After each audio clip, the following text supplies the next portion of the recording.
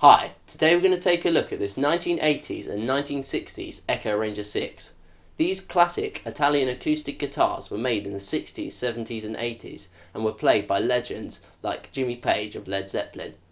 The EKO Ranger 6 was first introduced in 1965 as a J54 and later renamed the EKO Ranger 6 in 1967. It was part of the biggest selling European guitar series of all time, known as the Busker's Friend, for its robust construction and affordable price. It was very popular among UK and European artists in the 60s and 70s, especially Jimmy Page, who used it to record the rhythm track for Thank You at Morgan Sound Studios in 1969. They were played by many artists such as Jimmy Page, Bernard Summers, Kevin Parker, Mike Rutherford, Oliver Keynes, Jack Heath and Jerry Rafferty. Jerry Rafferty used a Ranger 12 on his hit song Baker Street and on his album City to City. The EKO Ranger's guitars are known for their unique sound, durability and affordability. They are still popular among vintage guitar collectors and players today. The EKO Ranger 6 has a full-size Dreadnought body made of a laminated spruce top and mahogany back and sides with a high gloss finish. It has a beautiful three-piece neck made of mahogany with a rosewood fingerboard and 20 frets. The headstock has a distinctive shape with a gold EKO logo. One of the cool features of this guitar is that it has a bolt-on neck, which makes it easy to adjust the action and eliminates the need for expensive neck resets. Another cool feature is that it has an adjustable bridge, which allows you to fine-tune the string height. The sound of the EKO Ranger 6 is deep, rich and resonant, with a well-balanced tone and good projection. It has a warm and woody character with a clear, bright treble and a solid, punchy bass. The EKO Ranger 6 guitars from the 1980s and the 1960s have different neck bracing, which is the internal structure that supports the neck and the top of the guitar. The 1980s guitars have lighter bracing, which makes it sound more responsive and more dynamic, but also more prone to warping or cracking. The 1960s guitars have heavier bracing, which makes the guitar sound more stable and consistent, and also more durable and resistant to changes in humidity and temperature.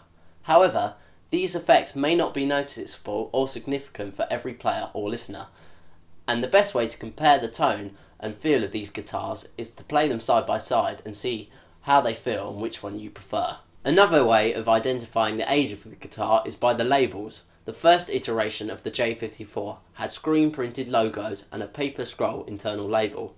This also continued when the name was changed to the EKO Ranger. After that, the labels inside changed again. Heading towards the 70s, it changed to a gold internal label, and by the 70s the headstock had changed to the more recognisable gold EKO logo and returned back to the internal scroll label like the 60s. By the end of the 80s, the headstock remained the same, but the interior label changed to a very simple rectangular white internal label. I love this guitar because it reminds me of the golden era of rock music, when guitars like this were used to create some of the most iconic songs ever. It's a guitar that can handle any style of music, from folk, blues, rock to country. It's a guitar that's well built and reliable, that can withstand any gig or travel situation. It's a guitar that's rare and unique and stands out from the crowd of other acoustic guitars. The EKO Ranger 6 is a vintage Italian acoustic guitar that deserves more recognition and appreciation from guitar lovers.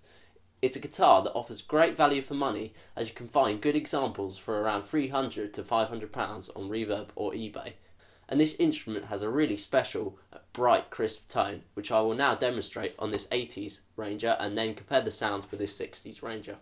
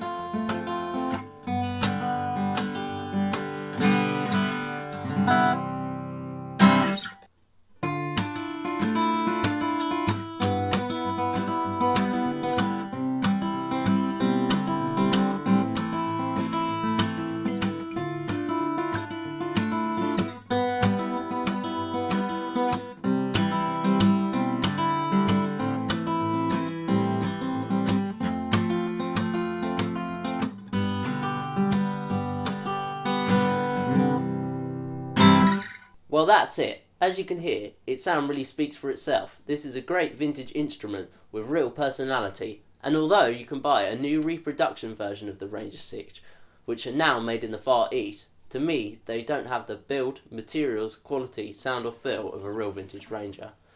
Thanks for watching. If you enjoyed this video, don't forget to like, comment and subscribe.